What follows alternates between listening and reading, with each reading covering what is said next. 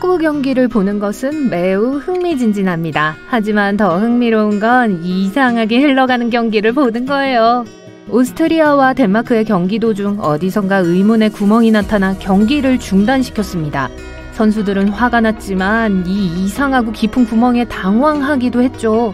이 사실에 모두의 이목을 집중시킨 것은 덴마크의 한 선수였는데 그는 다리가 끼어 발목을 집어삼킬 정도로 구멍이 깊었다고 해요. 다행히도 그는 경기 시작 전에 이 구멍을 발견했어요. 자칫하면 커리어를 끝낼 수 있는 사고로 이어질 수 있는 상황이었죠. 그는 모두에게 구멍이 얼마나 깊은지 보여줬어요. 게다가 경기는 정전으로 인해 90분이나 지연되었습니다.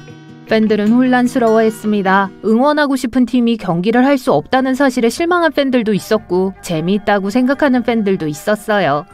2014년 브라질 월드컵 콜롬비아와 브라질의 경기 도중 제임스 로드리게스가 페널티킥을 얻어낸 직후 거대한 초록 메뚜기가 제임스 로드리게스의 발에 착지했습니다. 선수는 처음에는 그것을 알아차리지 못했습니다. 그 초록 메뚜기는 열렬한 축구 팬이었거나 나름의 방식으로 그를 축하하고 싶었던 것 같아요. 축구 경기 중에 나타난 동물은 메뚜기뿐이 아닙니다. 브라질과 관련된 또 다른 사건은 두 지역 클럽이 맞붙었을 때 발생했습니다. 경기가 한창 열기를 띠고 있을 때 한 마리의 개가 경기장에 뛰어들었습니다. 개는 경기장에 들어와 맹렬히 공을 향해 달려들어 공을 장난감으로 만들었어요. 선수들은 경기의 흐름을 방해하는 개에 놀랐고 동요했습니다. 결국 관계자들이 개입해 이 작은 개의 놀이를 망쳐버렸습니다. 2006년 비아레알과 아스날의 챔피언스리그 경기 도중 작은 회색 다람쥐 한 마리가 공격수 근처에서 경기장을 가로지르며 뛰어다녔습니다. 아마도 열렬한 팬이었을 거예요. 여우무리가 경기장에 침입했다는 얘기 들어본 적 있나요? 댄스파크에서 여우무리가 토끼를 찾기 위해 경기장 주변을 파헤치기로 했어요. 디에고 마라도나는 역사상 최고의 축구 선수 중 한 명이에요. 아르헨티나 출신의 마라도나는 빠르고 활기차며 열정으로 전 세계 관중을 열광시켰습니다. 하지만 1986년 월드컵 아르헨티나와 잉글랜드의 8강전에서 마라도나가 허공에 주먹을 뻗어 공을 차는 바람에 상대팀 골대 뒤로 넘어가는 실수를 저지르면서 상황이 걷잡을 수 없이 악화되었습니다. 팬들의 분노에도 불구하고 골은 그대로 들어갔습니다. 심판은 공을 계속 주시했어야 함에도 불구하고 골을 제대로 보지 못했습니다. 아르헨티나는 한 골 차로 앞섰고 경기는 결국 아르헨티나가 2대1로 승리했습니다. 결국 아르헨티나는 우승컵을 얻었고 마라도나의 존재감을 역대 최고의 선수로 확고히 했습니다. 가장 잊을 수 없는 경기 중 하나는 2014년 브라질 월드컵의 브라질 대 독일전이었습니다. 두 팀 모두 자국의 명예를 드높일 준비가 되어 있는 스타급 선수들을 보유한 축구계의 거인이에요. 두 팀 모두 울고 있었지만 이유는 달랐어요. 브라질은 자국에서 무려 7골을 실점했습니다. 브라질 팬들은 이 역사적인 순간에 분노했습니다. 독일은 결국 아르헨티나를 물리치고 월드컵 우승컵을 들게 됐죠. 2018년 레알 마드리드와 리버풀의 챔피언스리그 결승전은 리버풀이 우승을 노리던 그해 가장 기대되는 경기 중 하나였어요. 리버풀의 골키퍼 로리스 카리우스는 최고의 컨디션을 유지하고 있었지만 그날 밤은 운이 따르지 않았어요. 카리우스가 한 번도 아니고 2번이나 치명적인 실수를 저지르자 팀과 전 세계 팬들은 충격을 받았죠. 첫 번째는 골대 근처에서 레알 마드리드의 공격수 카림 벤제마에게 실수로 공을 패스한 경우입니다. 카리우스는 골을 되찾았지만 근처에 있는 공격수를 보지 못했어요. 그는 자신의 패스를 잘못 계산해 마드리드의 골을 허용했습니다. 두 번째 실수는 가레스 베일이 카리우스가 쉽게 잡을 수 있는 상황에서 컬링 슛을 날렸을 때였어요. 하지만 카리우스는 그 대신 공을 쳐내려고 했고 공은 카리우스의 손을 지나 골대 뒤편으로 미끄러져 들어갔습니다. 결국 마드리드는 챔피언스리그 우승 트로피를 얻었고 카리우스의 커리어는 더 이상 예전 같지 않았습니다. 하지만 리버풀은 몇 년 후 토트넘을 상대로 우승했으니까 괜찮아요. 2014년 월드컵 예선전에서 또 다른 이상한 일이 벌어졌지만 모든 사람이 이 경기를 본 것은 아니었습니다. 미국 대 코스타리카의 경기였는데 최악의 조건에서 경기를 치르고 있었어요. 눈이 계속 내리고 있었고 선수들은 분노했죠. 코스타리카 대표팀은 경기를 치르지 말아달라는 호소문까지 보냈지만 결국 받아들여지지 않았습니다. 결국 미국 팀이 1대0으로 승리했습니다. 또 다른 기이한 장면은 경기 도중 골키퍼가 휴대전화를 확인하기로 하면서 발생했어요. 그 선수는 브라질 리그의 아틀레티코 파라나우엔세에서 뛰고 있었습니다. 그가 무엇을 하고 있었는지 아무도 몰랐지만 골키퍼 장갑을 끼고 휴대폰을 만지고 있는 모습이 인상적이었습니다. 1982년 6월 21일 프랑스와 쿠웨이트의 경기에서는 프랑스가 3대1로 지고 있는 상황에서 많은 드라마가 펼쳐졌습니다. 그리고 쿠웨이트지만 그 시간은 골든베어스가 역전하기에 충분했어요. 5번의 후방 패스를 했고 짠! 마지막 터치다운을 했어요. 25대 20으로 이겼어요. 프로 미식축구공과 달리 대학 경기에서 사용되는 공은 야간 경기 중에 공을 더 쉽게 발견할 수 있도록 한쪽 끝에 흰색 줄무늬가 칠해져 있어요. 유명한 스포츠 장비 회사인 윌슨은 1941년부터 NFL 경기에 공을 독점적으로 제공하고 있죠. 이제 매년 4,000개의 공을 생산해내요. 역사상 최초의 미식축구 경기는 러트거즈 대학과 프리스턴 대학 간의 경기였어요. 학생들 사이에 인기 있었지만 꽤 거친 스포츠가 되었어요. 어느 순간 공공장소에서 미식축구하는 게 금지되기도 했어요. 유명한 럭비 선수인 월터 캠프는 예일대 축구팀의 주장이 되어 승리했습니다. 그는 게임의 규칙을 바꾸고 오늘날 우리가 알고 있는 걸 많이 만들었어요. 엔드존까지 20야드 라인은 레드존으로 알려져 있어요. 빨간색은 방어를 위한 경고색이어서 그 이름으로 선택되었어요. 일단 공격수가 이 구역에 도달하면 최고로 득점하기 좋은 위치에 있는 거예요. 그리드 아이언 축구는 이 경기의 다른 이름이에요. 여기에 재밌는 이야기는 없어요. 그냥 운동장이 요리에 사용되는 석쇠 같아 보였기 때문이죠. 형제들이 슈퍼볼에 경기하는 NFL 팀을 감독하는 게 거의 불가능해 보였는데 2013년에 실제로 일어났어요. 짐 하보와 존 하보는 샌프란시스코 49너스와 볼티모어 레이븐스의 감독이었고 큰 경기장에서 서로 맞붙었어요. 그들의 부모님은 슈퍼돔에서 지켜보고 계셨죠. 큰 형인 존이 이겼어요. 둘은 경기 후 잠시 축하 인사를 나눴지만 그 후 몇 주 동안 서로 말을 하지 않았어요. 둘 다 그 경기가 감정적으로 아주 힘들었다는 걸 인정했어요.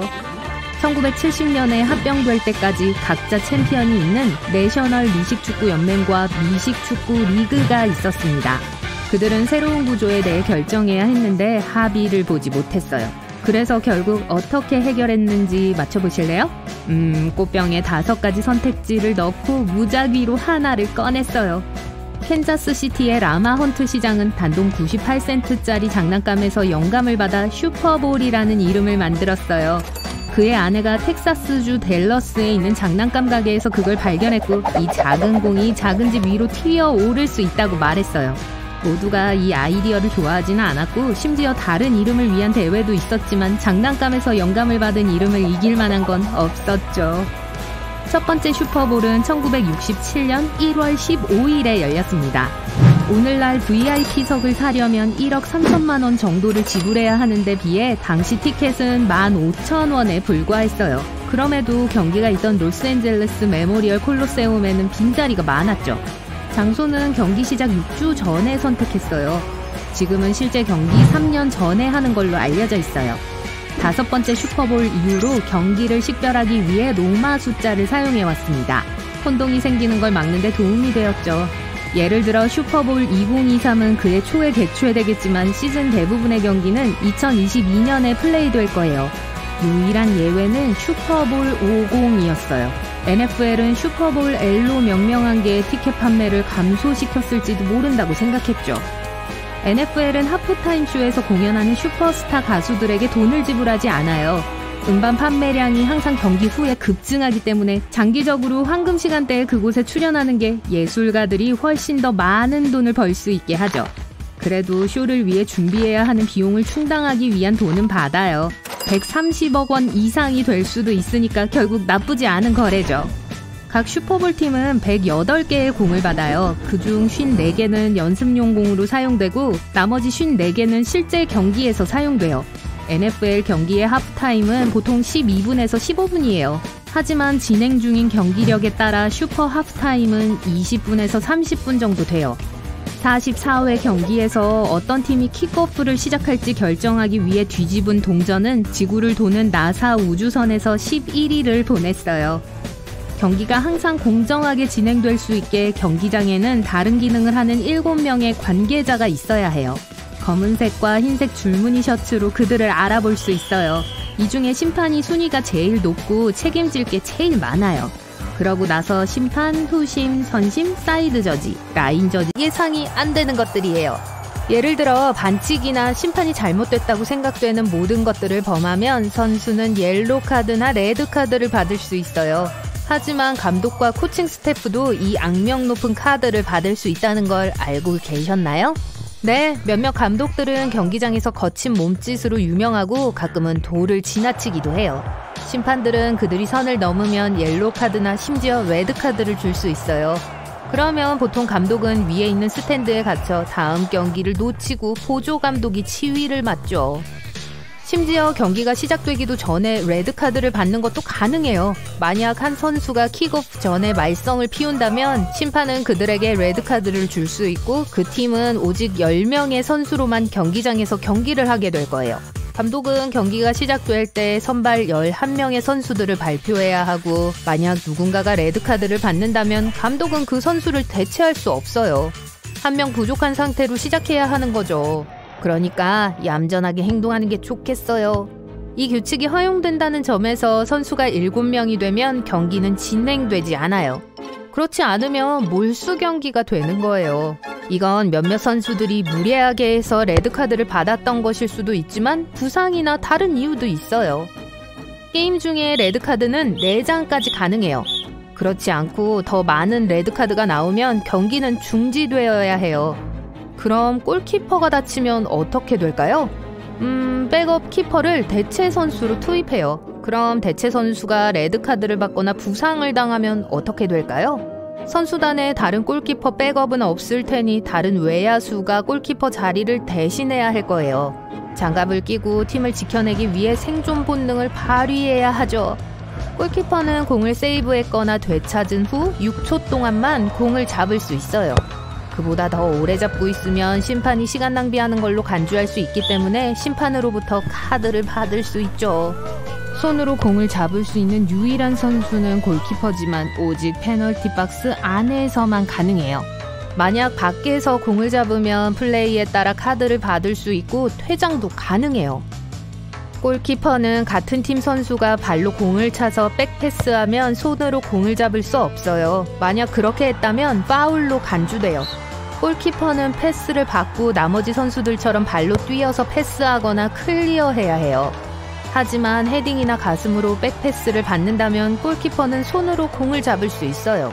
그렇다고 공을 공중으로 차서 골키퍼가 잡을 수 있게 헤딩으로 백패스를 유도해도 된다는 건 아니에요. 그러면 경고를 받을 수 있어요. 만약 골키퍼가 공을 잡거나 손에 들고 있다가 공을 놓으면 다시 잡을 수 없어요. 골키퍼가 그렇게 한다면 심판은 상대팀에게 페널티 구역 밖에 프리킥을 줄 거예요. 예전에 페널티 박스는 지금 우리가 알고 있는 것보다 훨씬 작았어요. 그래서 그때는 프리킥이 골대에 너무 가까웠고 그걸 막는 인간의 벽이 기본적으로 모든 걸 막고 있었어요. 공이 통과하는 게 거의 불가능했죠.